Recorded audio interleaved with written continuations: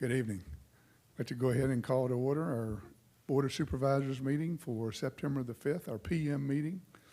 And the first thing we always have in our PM meeting is the citizen forum, where anyone can come and speak on any issue that you choose, as long as it's not on tonight's agenda. And we ask you to keep your comments to approximately 3 minutes and give your name and the magisterial district that you live in. So we're going to go ahead and open the citizen forum now.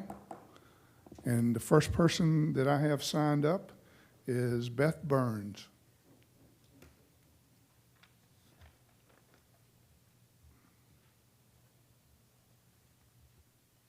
Good evening. I'm going to speak really fast so that I can try to stay as close to 3 minutes as I can. This morning you heard a presentation from Dominion Energy about the future energy needs and the new lines needed to serve the Amazon data center. Despite vehement opposition to a data line in the middle of a data center in the middle of a uniquely historic area that was zoned agricultural, you ignored everything and approved it anyway. With dollar signs in your eyes, you didn't really think about all of the implications or ask exactly where they'd hook into the existing transmission lines.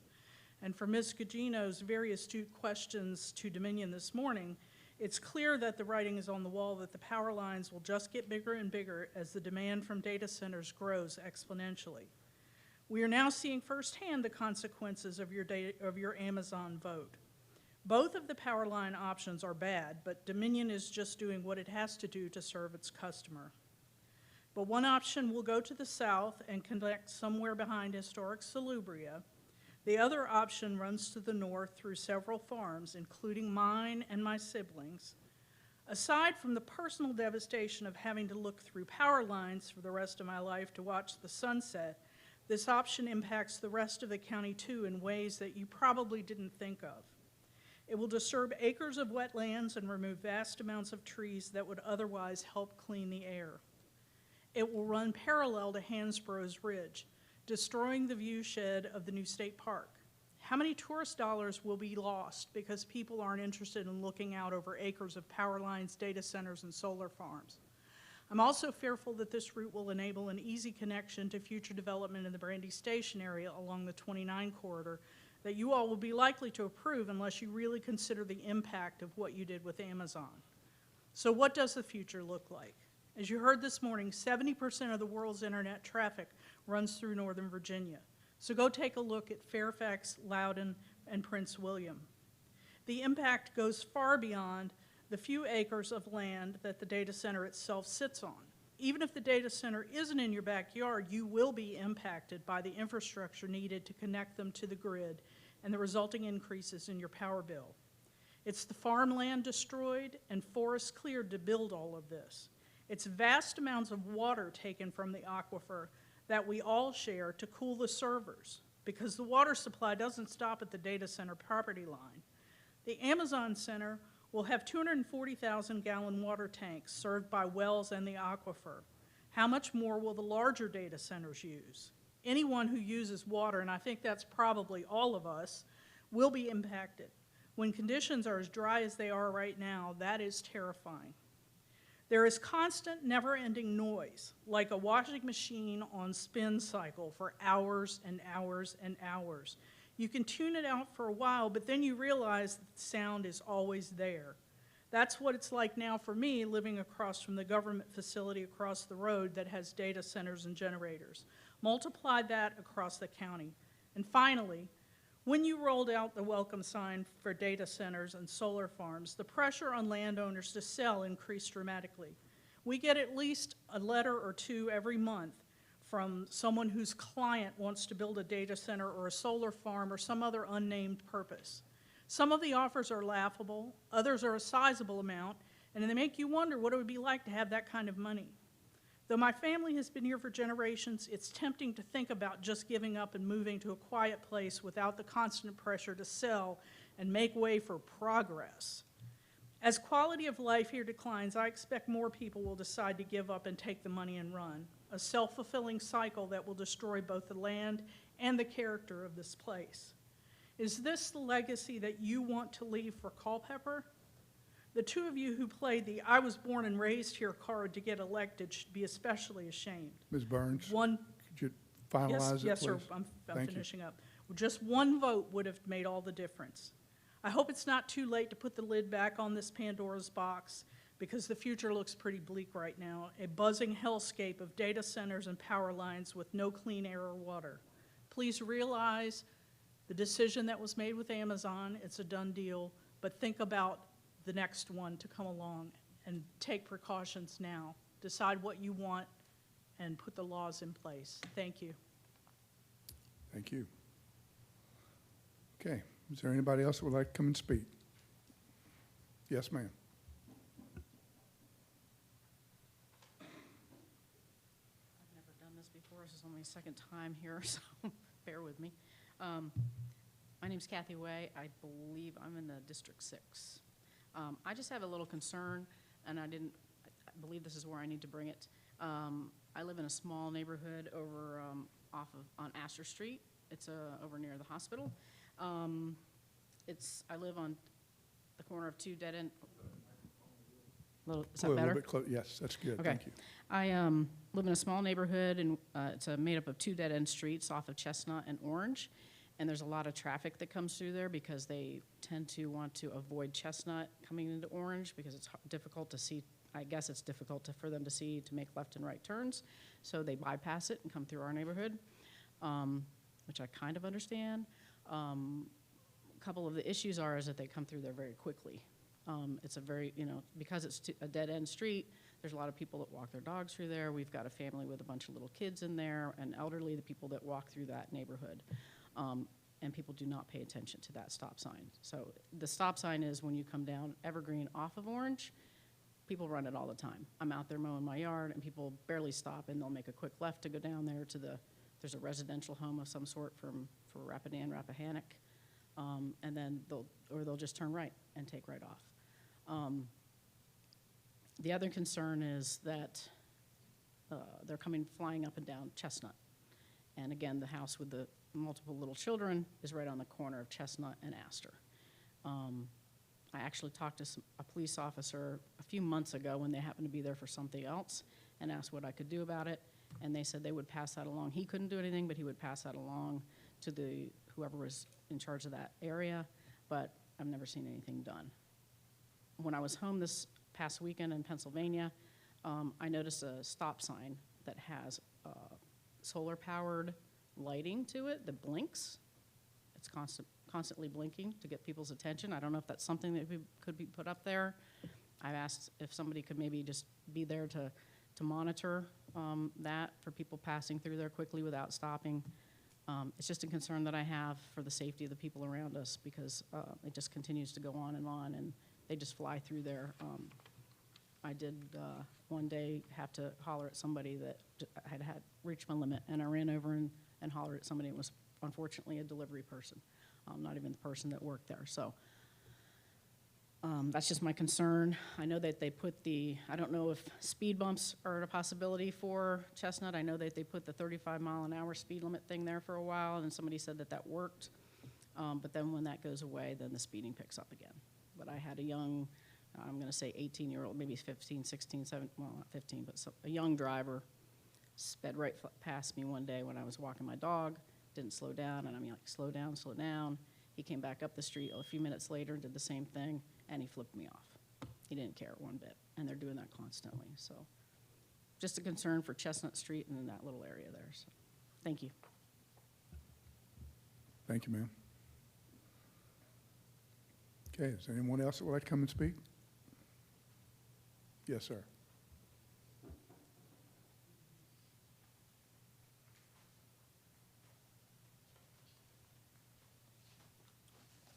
Good evening, Don Haight, Stevensburg. Thanks for the opportunity to speak tonight. The board has reviewed and adopted our current ordinance comprehensive plan and solar policy with the help of staff, planning commission members, and the residents of Culpeper County. The board has worked diligently in this extremely important issue for the last year, and they have revised this document. An environment that encourages solar developers to come to Culpeper. The Board of Supervisors make all final decisions. These same documents give solar developers a clear and easy path to construct small-scale solar projects on land currently zoned agricultural. Solar projects are encouraged and funded by government agencies. Small-scale solar projects are designed to help support family farms to income so they can continue farming. I support farming industry in Culpeper and the construction of small-scale solar projects on agricultural land 30 acres or less. These projects must be located in the proper location and must not cause harm or reduce property values to any neighboring properties. I believe that these small-scale solar projects can help the farming community within Culpeper, and therefore I am in full support of them. Please note that myself and many other Culpeper residents do not support large-scale solar sites that are larger than 30 acres to be installed on or located on farmland. However, we do support them on currently industrial zone property. Farmers should take advantage of these government programs to help support their families. Research has shown that these projects can generate $2,000 or more per acre for up to 35 years to the landowner. Small-scale projects have no limitations as for where they can be built, and they do not need to be adjacent or near large transmission lines. They can be tapped directly into current power lines. So don't let our elected officials tell you that these projects can only be built in Stevensburg district, because that is simply not true.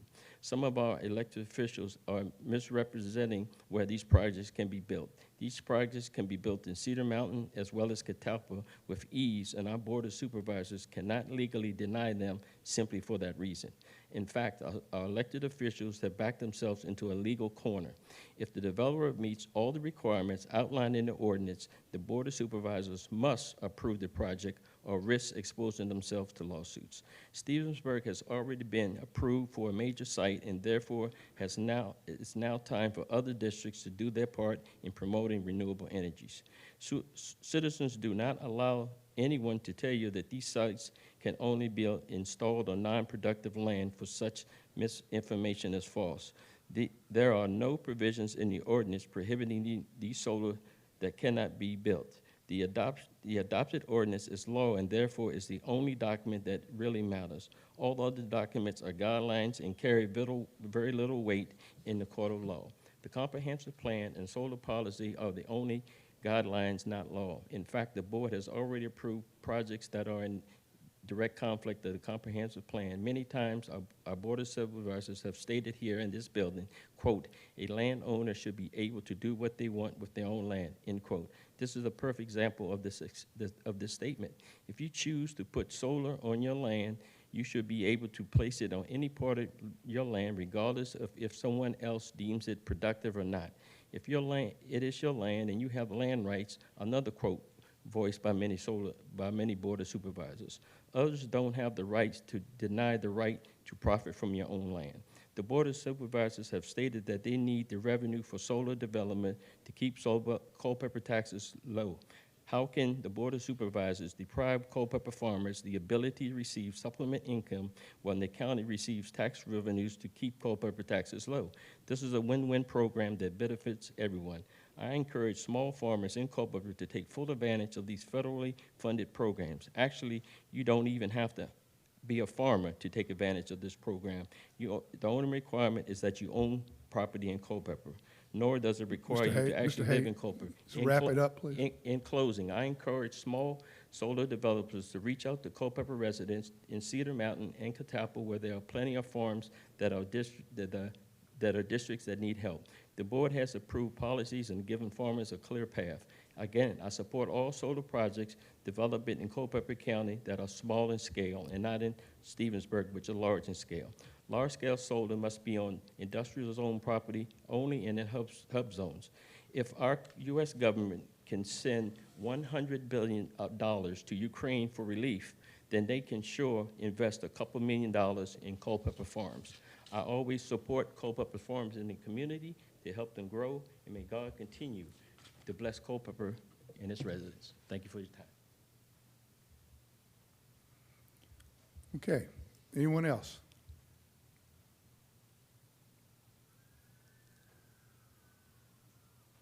Okay, if not, I'm going to go ahead and close the citizen forum. With that, Mr. Chairman, I'd just like to note that we do have Troop 196 here again. That and- was going to be my next. Good, then you go No, ahead. you sir. go ahead. You started I first. was- Normally, former Supervisor Frazier did that, so I wasn't sure who was going to do it, but go ahead. No, I'm no, glad I- to see him here. You go ahead, Supervisor Underwood. Well, Would the troop leader like to come up and yes, introduce the troop? This is Troop 196. We meet at St. Luke's every Monday, usually. Tonight we're meeting here. Some of these boys are here for rank. They must listen to the discussions, pick a side, defend it at our next meeting, and at least one of them's here for a merit badge for communications to do the same thing. So we have Assistant Scoutmaster Flack, Elliot Carroll, Nathan Mengard. Why? Why am I drawing a blank? Come on, help me out. Sure. Landon Lavenuta. Smell the time. Isaac Clark, the other Flack, the young Flack. Ouch. I got Dylan Wills, eggs. And I got Ben Tomlin. And I would like to thank the community for helping us every year with our poinsettia sales, and the community for helping us with our food drive, which will be happening here in about a month and a half. So, and we also love seeing the community out at Graves Mountain, where these boys help carry apples and pumpkins to people's cars as a service project. Thank you. Thank you. And y'all can see me after the meeting to let you know which side is the right side to vote. by that, good luck. Okay, moving on to the agenda. Any additions or deletions to the agenda tonight? Or a motion to approve? So moved. All in favor of the motion signify by saying aye. Aye. Okay, Planning Commission business, the Williams Mill Preliminary Subdivision Project. I'll go ahead and turn this over to Sam McLaren and Neil Drumheller. Yes, Mr. Chairman, I'll read the Planning Commission recommendation into the record to introduce the case. The Board of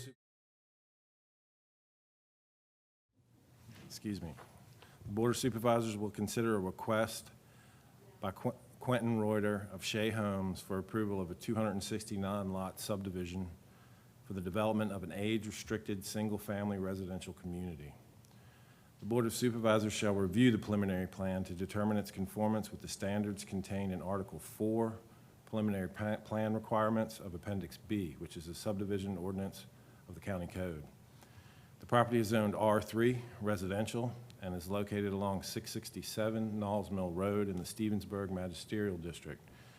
It's found on Tax Map 41, Parcel 94. This preliminary subdivision was considered by the Planning Commission after proper advertising and public hearing held on Wednesday, August 9th, 2023. Upon motion duly carried, the Planning Commission recommends to the Board of Supervisors by a 7-0 vote that the proposed subdivision be approved based on the finding that the plan is in conformance with the standards contained in Article 4 and Appendix B of the Culpeper County Code. Sincerely, Sanford Reeves, Jr.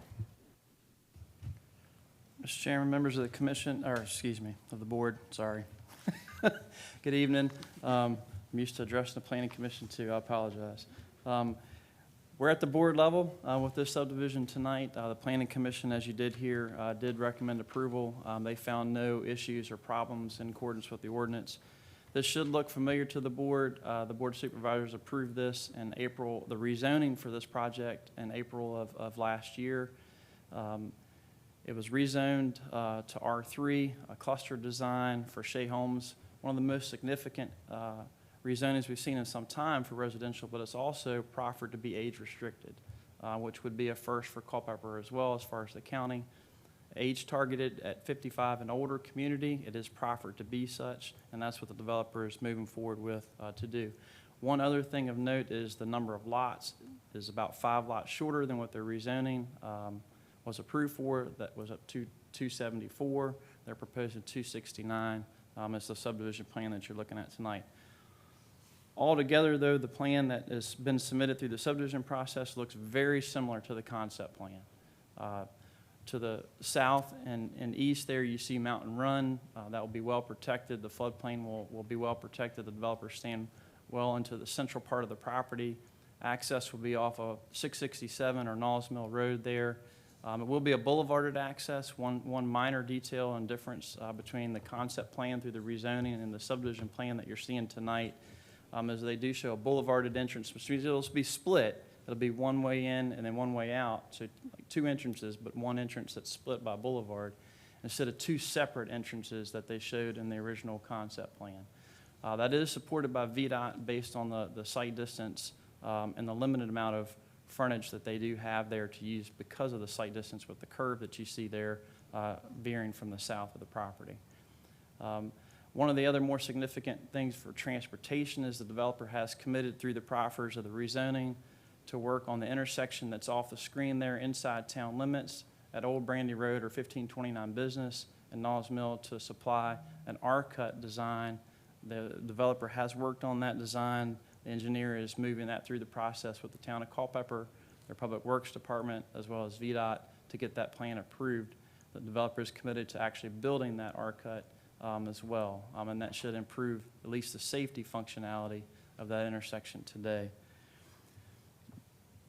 VDOT, the town of Culpeper, since this will be served by public utilities, the Culpeper Stormwater Conservation District for erosion and sediment control purposes have all looked at the plan, have all recommended approval of the plan. The applicant has moved forward and actually has already submitted their construction plan, which is well under review as well. And this is the preliminary plan that the board is charged with a ministerial act of approval tonight. We're not relitigating, so to speak, the rezoning. We're charged Article or Appendix B of the county code for the subdivision purposes to make sure everything is dotted, the I's are dotted, the T's are crossed, and staff has found that to be the case with this current subdivision. Mr. Chairman, I'm happy to answer any questions. We do have Roddy Reyes with the engineer for the project, and Quentin Warrior with Shea Holmes, who will be the builder for this project. And they have been good to work with and have made some adjustments to the plan along the way as needed, but they can answer questions as well. Okay. Any questions for staff before the applicant comes forward? Question for us, I guess. If it's a ministerial act and if staff has found it in compliance, do we need to hear from the applicant?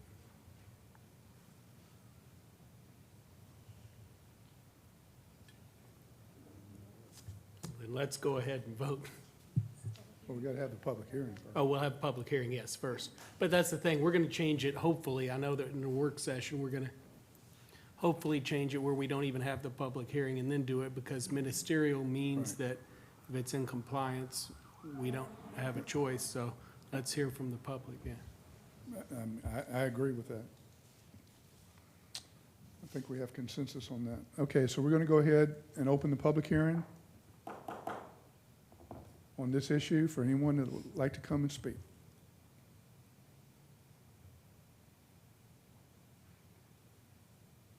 Okay, seeing none, we'll close the public hearing. Entertain a motion. Mr. Chairman, I move that we approve the Williamson Mill preliminary subdivision of 269 lots. Second. Okay, we have a motion and a second. Any further discussion? All in favor of the motion signify by saying aye. Aye. Aye. Opposed, like sign. Okay. Entertain a motion to adjourn. So moved. Okay, we're adjourned. Thank you for coming.